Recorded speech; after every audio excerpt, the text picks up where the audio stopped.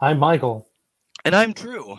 and welcome back to the Outward Realms podcast. This is episode 13, where we are going to be talking about the event that took place this weekend at Conquest Sac slash Shark Weekend. We had a little OR event, which was great, and then we will be discussing the seventh and final race of OR ACTA, which people have been very interested in hearing some stuff about.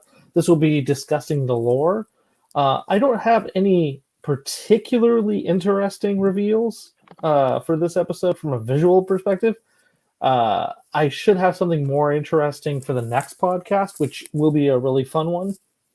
But we'll also talk a little bit about the manufacturing things and then just kind of keep everyone up to date on the scheduling. But first, to mention that Drew was beset by a tech gremlin and does not have an actual biological gremlin because Drew is getting over being sick and Drew's webcam doesn't work.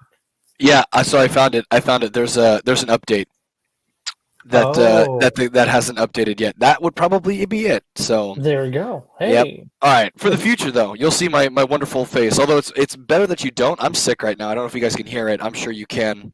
So I'm a bit of a gremlin, more than just a tech gremlin. I am the tech gremlin. Well, gremlins are very appropriate for Christmas. But we're not this is technically true. Yeah. My favorite Steven Spielberg movie. So didn't Joe Dante do Gremlins? I don't. I gotta be honest with you. Now that you're asking me, I'm like, oh, I can't remember. Yeah, I believe it's a Joe Dante film. But it has a.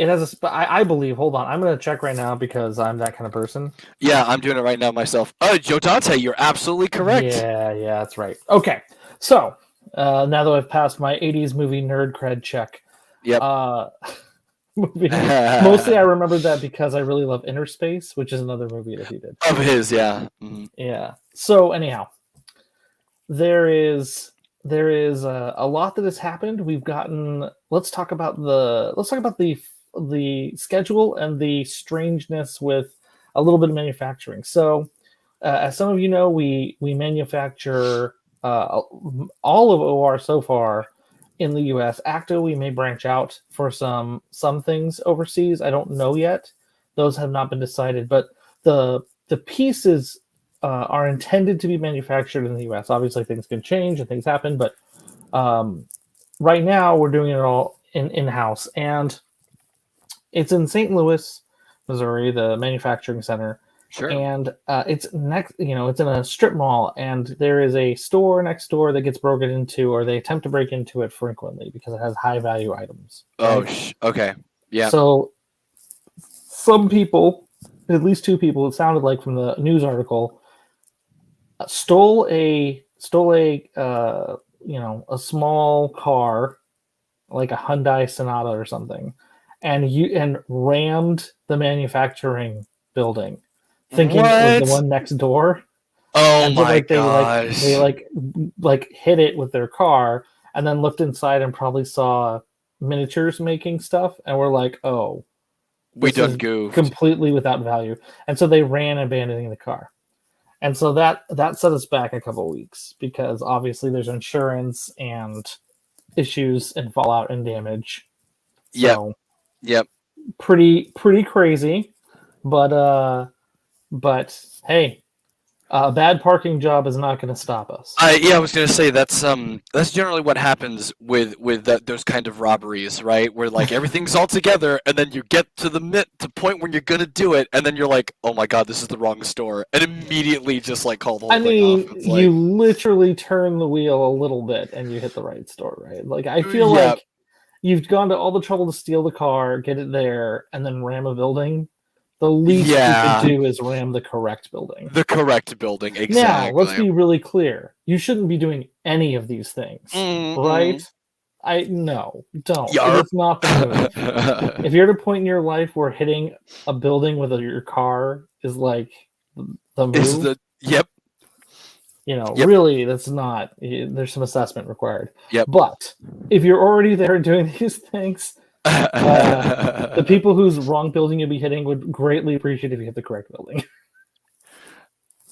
Yeah, no, that's Man, that is insane. And I'm so Travis, you sad can't that park.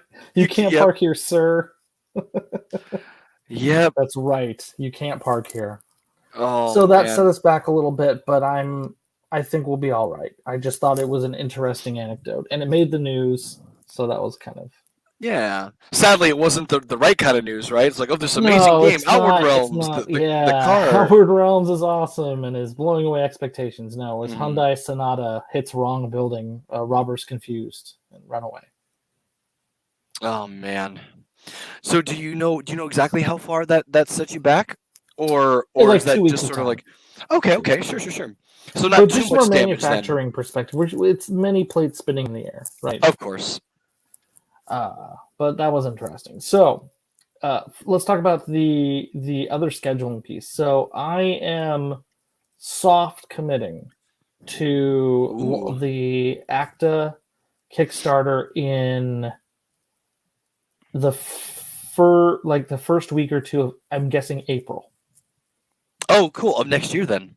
Yeah, absolutely. Oh, Because we have okay. to get videos made and things Sure. have to get manufactured and painted and sent to places. Reviewers have to do the thing, Right. et cetera, et cetera. They got to fix So the wall, right? Like. they gotta fix the wall.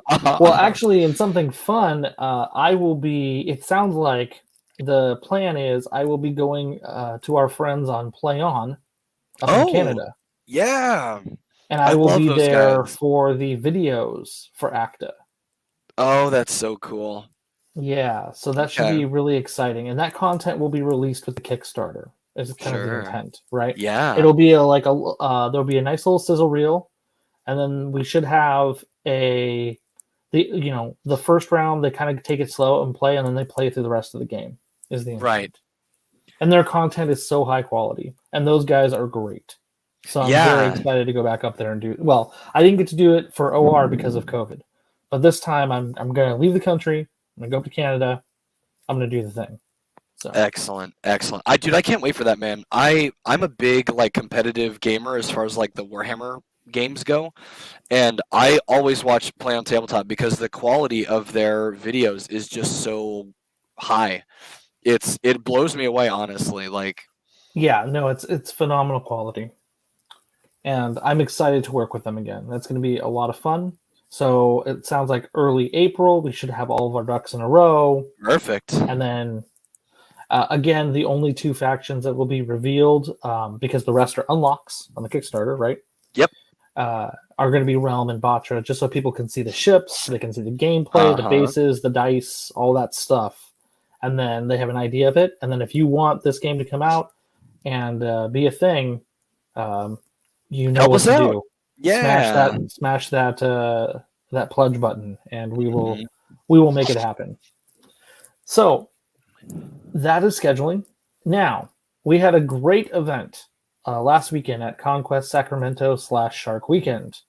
Hammerhead Games ran multiple gaming events, and one of them was the Outward Realms event, which Ooh.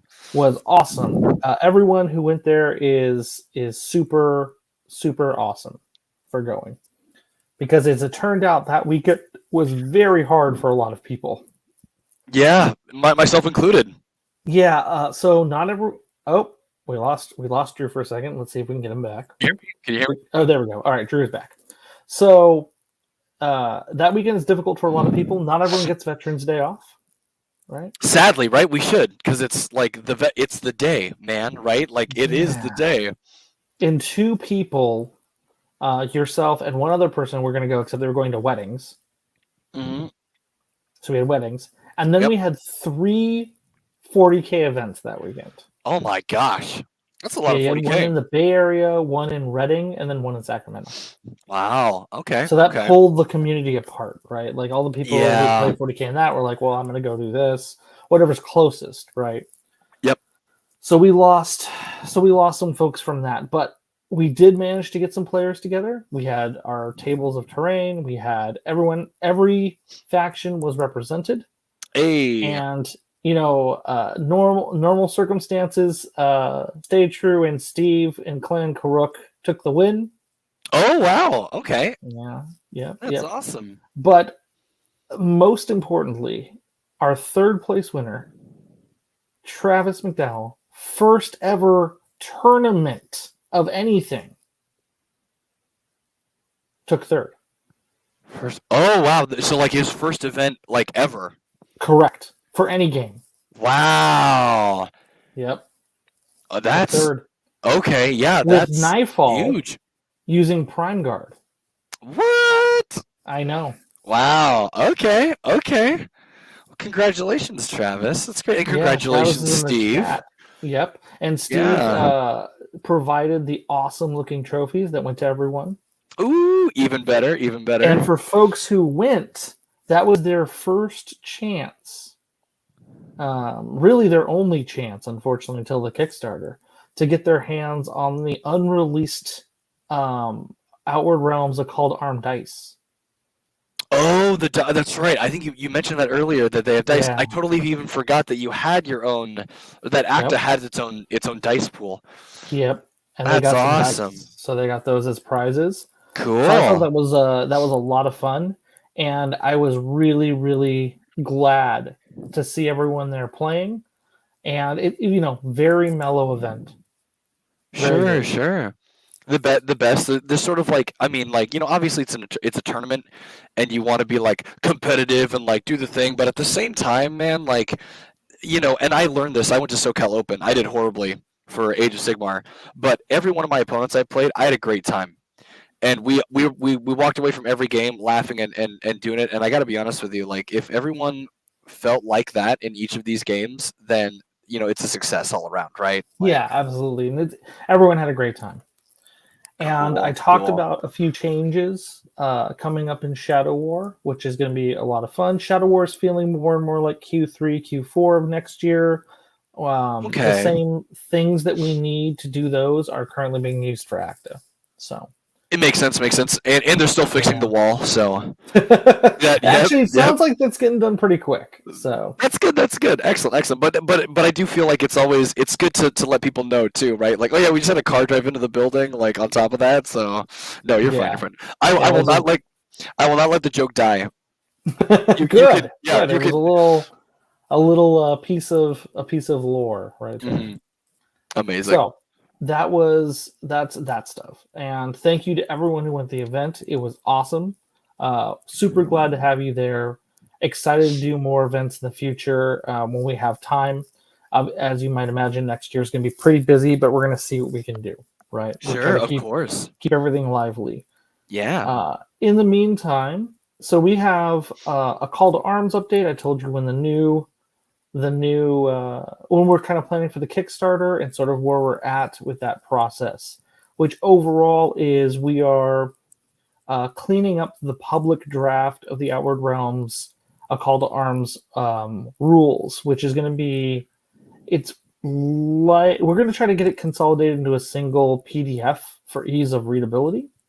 And that we're going to have that out there kind of before the Kickstarter so people can kind of look at the rules, see what's going on with it. And then, that's from the writing perspective, we're working on that. We're currently doing the multi-part weaponry on the Batra. So as we said before in the past, every single ship is a multi-part kit. This means they will have weapon options. And so we're designing the weapon pieces for the Batra ships right now. Sure. Yep. The ever critical choice in building lists and things. So competitively, it is, and I have to be honest with you too. I do really commend people who are like, yeah, the weapon's not as cool, but it looks awesome, so I put it on there, right? Like, yeah. Oh, I mean, yeah, and I'm hoping that people find the weapon loadouts that they prefer. Yep. And we can get some feedback going on that stuff because it's very helpful to do that earlier rather than later. Sure. Do you have anything cool going on, Drew, aside from going to a wedding and failing to maintain your IT hygiene? Everything, man. My work is murder balling me at the moment. This is the season. You could say that it is the season, but at the same time, our new postmaster is trying to play things by the book, and so I've been trying to switch my days off to allow me to go to some like AOS events and things like that. and I've just been denied left and right. And then I got sick, so I'm still getting over the cold. I'm dealing with like all my friends are going to events over the next couple of weekends, and I'm just kind of like, Myself included. yep, Going to Mary yeah, Slaneshna's. yep. You got a shout out from my friend John on Facebook. I saw that he took a photo of your night, which was amazing. Oh, thank you. Yeah, and it was good. It was Oh good. yeah, and I came in second at the 40K event. There. You did come in second at the 40K event. Cool. I was about to say, I was like, yeah, you were so in the zone. Incidentally, yeah, I only lost on the final table to the winner of the event. Amazing. Wasn't he running like a similar list to you as well? No, he's running Imperial Knights, so 2 big, like 7 small. Yeah. Right. Well, that's cool. You had the good versus evil, right? Like, yes, and it was a 95 to 80 point game, so it was very so crazy. But anyway, so the other big thing on my plate is Strider's doing great. And then the new Pokemon game dropped today. So as soon as we get off here, I'm gonna have dinner and jump in bed and play some Japanese video games. Yeah, there you go. Mm-hmm. That's great. Yep. And see, with your webcam down, we can't see Strider, which is disappointing. I know. I'm so sorry, you guys. His fur is coming in a little bit more. He's 7 months old. He doesn't look like a golden yet. Like a lot of people still confuse him for a lab, which is amazing too. I love labs, but yeah, no. I'll post a photo of him on the Discord. Sherry took one of him in a bow tie yesterday. That was like, oh, it was perfect. So we have spent enough time beating around the bush and covering the bases, as it were. I think people want to hear what's up. My favorite faction, please, explore us. Yep, it's my favorite. Oh man, faction. You're gonna oversell this here. Yeah, we did the Skyfy and their sinister, amoral nature on the last episode. Yep. And people learned about what they're up to, which is nothing good. No one wants to know.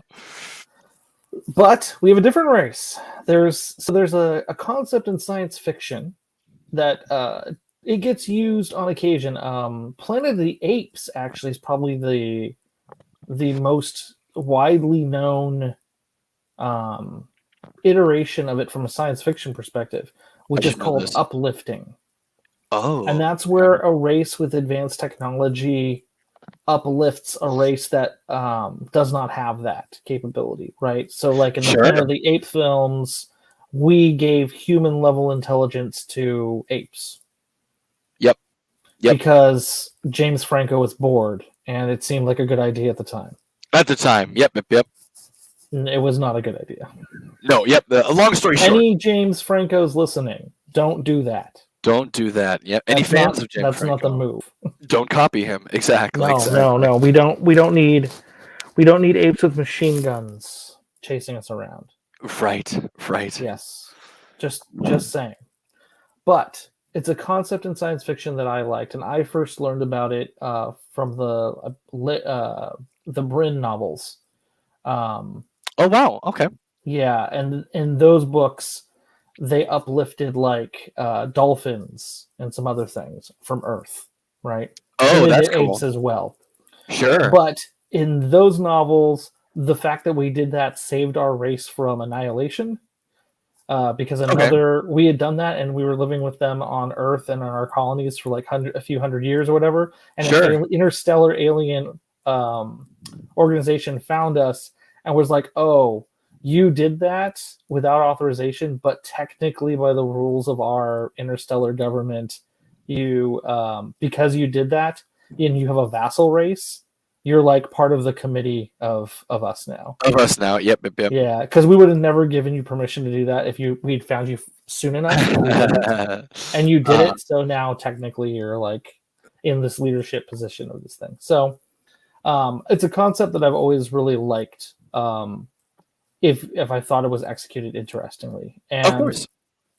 And so this is an uplift race, and the original race, the race that did the uplifting, were the masters of their small sphere of space, right? They lived on a golden world, and they were the masters of the universe. They were. here we are. Okay. Amazing. Born to be kings. Born to be. Yep, exactly. That's right. That's right. Okay. And they were actually a silicon-based race, so okay. very different chemically. I can't even use the term really biologically. I guess you could use that term, but very different operating procedure, right? Like Yeah. they fed off of minerals in water and sunlight. So for the long period of their time until they had artificial light and such, they were actually dormant at night, right? They would just become inert, which is interesting to me. Is they didn't die; they just sat inert, right? As long as you didn't break them apart, they kept working. And they existed on their race and were starting to colonize and actually got so far. Praise be to God. And got so far along in their process that they actually tested a blink drive. Oh. Right, their own version of that technology. And unfortunately, it was detected by a Nightfall fleet that was nearby. Oh, yeah, I was just about to say, it was like, oh, we finally reached that point. And instead of like the humans finding, or the Vulcans finding the humans, it was like right. the Borg found the humans, and we're like, okay, here we go. Yeah, and so they realized very quickly that they were in a lot of trouble. Yep. They were actually not entirely pacifist, but they were not oriented in an offensive way, and certainly not prepared to take out a Nightfall fleet. And they decided instead that they would prolong their existence in a digital or electronic sense.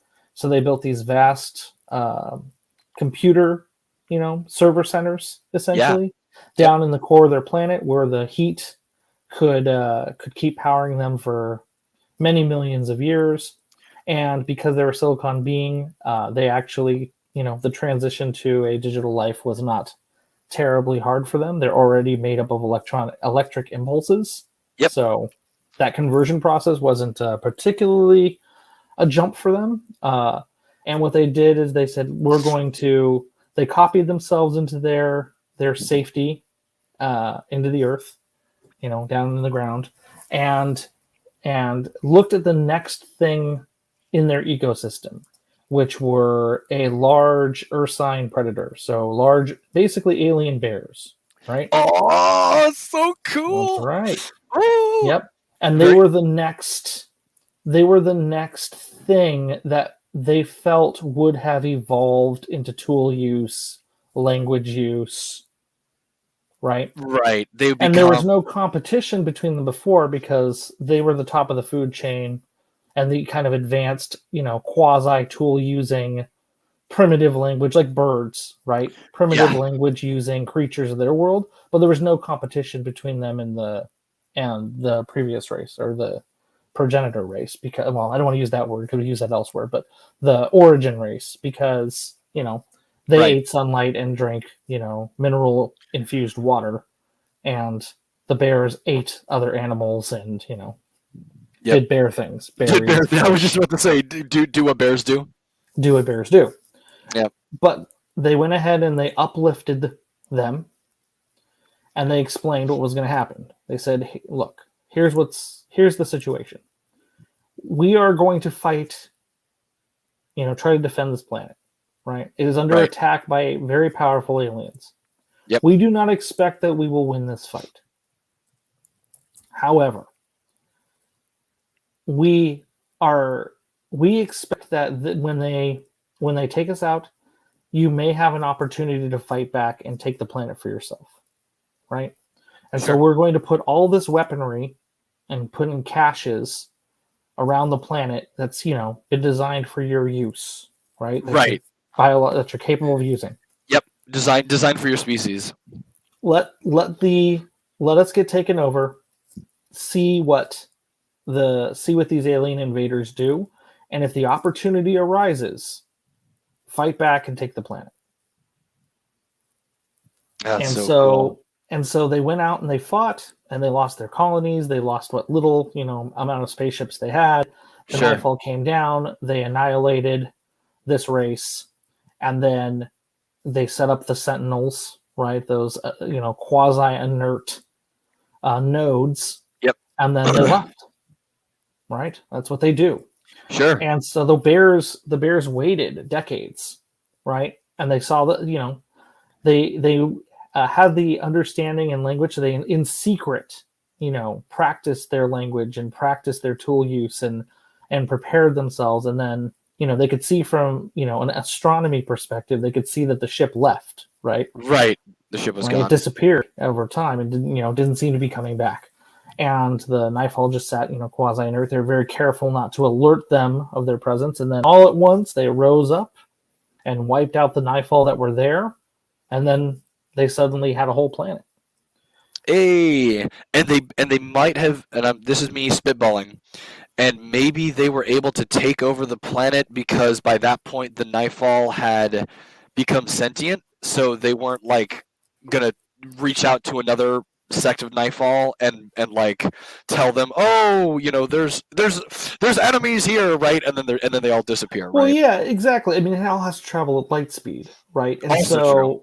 And so once it was already gone, right? The Nightfall had left, right? And it would take it 30 years to get back, right? Even if it turned around and went straight back. And by that time, they had built. Yep. Well, I'm getting to where they ramped up, right? So they conquered them. They had plenty of time, and so a number of them went down into the planet's core and asked this race, right? Yep. They said, "Do you want us to make you bodies again? Do you want to be corporeal again? Do you want to, exist the way you existed?" Yep. And they said no. This existence works for us, and we will just kind of guide you as needed, but we're gonna stay where we're at. Just in exchange for your opportunity to evolve and grow, please just make sure that all this stuff keeps working. Right. And so the people who maintain those systems and communicate with those aliens, which they refer to as ghosts now, because it's been a few hundred years. Oh wow! Okay. Yeah, and those are basically their priest class. Interesting. All right. Yeah, and so the ghost whisperers are able to talk. They can speak to the aliens, right? But as time is going on, bears don't live a super long time. These live about 40 years. Okay. So they've had, 25 generations, 20 to 25 generations. Right. And so it's already becoming a situation where people they know they exist, but the priesthood maintains the power over that. That's how they this is our power, right? Sure. How do we do this? And he's like, okay, hold on. Hey, ghost, you help me out here? And they can speak the alien language too, and so it's very strange, right? I see. They're speaking this language that no one else knows but them. They keep it to themselves. Oh, interesting. Okay. Yeah. So it's already gotten kind of strange, and they're only it's a 300-year-old civilization that has starships. Yeah, they basically were given everything they needed, and they were just like, "Oh, cool." Yeah, right? So they immediately started, colonizing and grabbing places and getting into fights. Right? They're new. They're very territorial. They're very aggressive. Yep. They're still figuring out kind of where they want to be, what kind of civilization they want to be. Right? They're really new, and they have a caste system because that's what's worked for them so far. Okay. It's all still pretty new, right? So they've got their priest class, their warrior class, and their worker class, essentially, right? Right. They're not the drones, but they're really important. They have, theoretically, they're supposed to be as powerful as the other two, right? Because if they all chose not to provide labor or work, then nothing happens, right? Yep. So. But yeah, they're the Ursans, and they are the last and final 7th race of ACTA. So they're going to be very territorial, very aggressive. One of their faction rules is free ramming actions. Ooh, okay. Their ships are designed to ram other ships and survive, not take too too big of a heat on that. Lots of Excellent. consider boarding actions, consider and they territorial. So like when you come into range of them, they fire on you. Yep. It's kind of their mechanic. They're very. I was gonna say, as you were writing this species down, were you just watching that scene from Rogue One with the Hammerhead class ship like over and over again, right? Like ramming speed. Ramming speed. Exactly. Yeah, I just thought it's kind of fun, right? Like, what would this race choose from a tactical perspective, right? Like their ships are very, very tough. Yep. And they're like, well, we are a weapon too, right? Yeah. Yep. So it's interesting. Oh, go ahead. No, I was just gonna say it's interesting that we don't quite see that tactic more in like sci-fi. I mean, maybe in books and stuff, but yeah, the ship can be as much of a weapon as the species itself, right? Like, yeah, absolutely. And with their ghosts acting as their AIs, that's their preservation, right? The ship doesn't want to perform a ramming action if it's going to be destroyed. Sure. Because the ghost doesn't want to go away. Yep. But if it's going to live, it will survive. Then why not, right? Exactly. Cool. Okay. So we have our Ursins, and you got your Skyphy, your Unbound. Those are your new 3. I love it, man. I also love Valandar's picturing the SNL skit with the 17th century tech. It reminds me of Prey, that scene in Prey, where the Predator goes after the Frenchies, and oh man, it's the kind of stuff that gets you hype, right? Like that old, absolutely. I can't wait to see what they are. So there's my next question, real quick, about ACTA in general. Mm-hmm. Obviously, we're going to have pictures of the ships and stuff in the rule book. Yeah. Are there going to be any photos? Are there going to be any photos? Oh no. Exactly. Are there going to be any drawings of the species, like what they look like? Let's call that a stretch goal, right? Because we can make a lot of spaceship. We can make a lot of spaceship art. Yeah. But someone would have to hand design and hand draw those. Yes, of course. So we'll see. We'll see what it looks like, right? Or Absolutely. maybe we won't if we don't make that goal. But we'll find out. Because right now I'm really focused on generating a lot of good quality spaceship battles and cool art for that. Yep. So that's my main priority. Of course. I do have an idea of what it's all supposed to look like, but I mean, we only have so many artists and so much time. Yeah, it's always really loosey-goosey until it's actually like, okay, now it's time, right? But you're right. Even a single picture would help a little, right? I don't know if it would help. I just think that it would be really cool to get people interested more, right? Like, yeah, you're right, and I would love it. If we have enough resources from the Kickstarter so I could have an artist do that kind of thing. Oh yeah, I mean, absolutely. Each admiral the named admirals having a picture would be really cool. Okay, now you got me sold. Now I was already gonna push this, but now I'm gonna push it even more. Let's get those admirals, man. Well, yeah, we have named admirals in the book, but it would be cool if they had a portrait, right? Like some kind of picture, right? Yep. Very cool. And we had some really good bear puns, which I was expecting. It was like bear necessities. Oh. Yep, they live the bear necessities. I'm still waiting for the stand it. Oh. I'm still waiting for the moment where the bear walks into the armory and he kind of puts his hand on the dashboard for the ghost, and he's like, "So long, old friend." And then he turns to like the shotgun next to him, and he's like, "And thanks for all the fish." And he picks up the gun. Yeah, seriously, thanks for all the fish. Yep, exactly. As soon as you're talking about dolphins, I was like, "Oh, of course." Thanks for all the salmon. Thanks for all the salmon. Exactly. That's right. I love it. Man, and then you had description doesn't get too grisly. Oh. Yep. The rights of but you can imagine the other races are like, what is this nonsense? Yeah, right. And do they have rounded ears? That's my question. Oh, that is a good question. I don't know. Is it okay? I would love watching the realm like fight them like in OR, right? If they ever come to OR, and their arms, and they're sitting there looking at us like, oh, so cute. I can't fire at them, right? Like. Yeah, but they're wearing like battle armor and have energy and stuff. Like, and it's not too hard of a push to understand that this is not a regular bear. Yep. This is a space. It's much more. It's a space bear, exactly. So if they come in on a drop pod, it becomes a drop bear. A drop bear? Exactly. Yeah. Oh, I do it Bear with too. us here, people. Bear with us as we walk through this. It's infinite bear jokes. It's bear jokes all the way down. Yep, first time the realm. That's what we do here. We If not manufacture bear jokes. Those are immune to Hyundai Sonatas. So. Yes, exactly. Oh my gosh. Oh, and their ships are immune to Hyundai Sonatas, right? Oh, actually, yeah. So I'm gonna be pushing them through a bit of a redesign. I kind of like our base ones that we have now. I'm gonna just what I've been doing for every set of ships is having the one designer who's been overseeing all of it kind of put their touch on every single one so that there's uniformity across all 7 factions. That makes a lot of sense. Yeah, I want that visual congruity.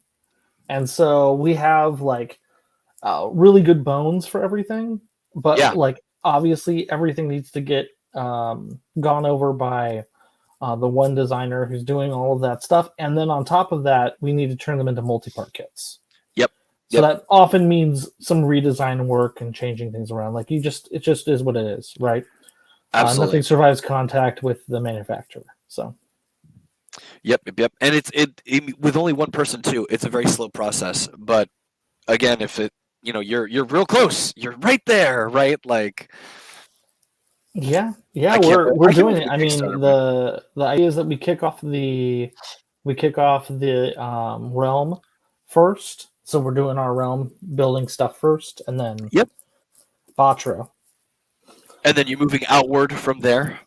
Oh, sure am. So I think the next touch will be I feel because Unbound is actually technically done too. Yeah, that's also it's kind of our backup faction in that sense. Sure. No, I don't know if the multi-part's done on that. So I think I'm just going to go down the line. I'll do Hex next, and Hex kind of need They need to be messed with a little bit. Like I think they can be better looking and more cool looking. Yeah. And so we're going to do that. We're going to do the multi-part pieces. So that's pretty critical. Sure. We don't want you. I want Tentacle A instead of Tentacle B. Right? No, Tentacles A. I love Assault Tendrils. I think that's great. Yep. No, Tentacles are sticking around. I just think they could look cooler. Let's make them cooler. Yep. And make the guns cooler. Yeah, why not? It's just time and money. Whatever. as we laugh, cry in the background, right? That's right. Yeah. Cries in wallet. Oh. But excited to get all this done, and we'll be excited to share. Hopefully, the public beta, if not December, certainly January. Sure. No matter how refined we want it to go out as. I also think it might be time to bring on Alex as well and talk to him about ACTA. Yeah, let's do it. Yeah, I think that should the move. I'm going to try to get Alex on for the next episode. So. Okay, yeah, let's jump to it.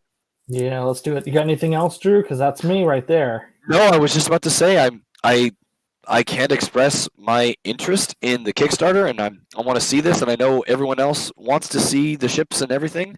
Yeah, and we should have something cool to show you next time, like maybe the multi-part for the realm, and like a multi-part for realm and a multi-part for the Batra. And I'll tell you what each weapon is. I think that'd be really cool. I would do it just right now for the realm, but I think it'd be cooler to do it for both. For both, yeah. Yep, no, 100%. I completely agree. Absolutely. All right, everybody. Well, I'm Michael. And I'm Drew. And this has been the Outward Realms Podcast. Thank you so much for joining us, and we'll see you next month. Have a good one. Bye-bye.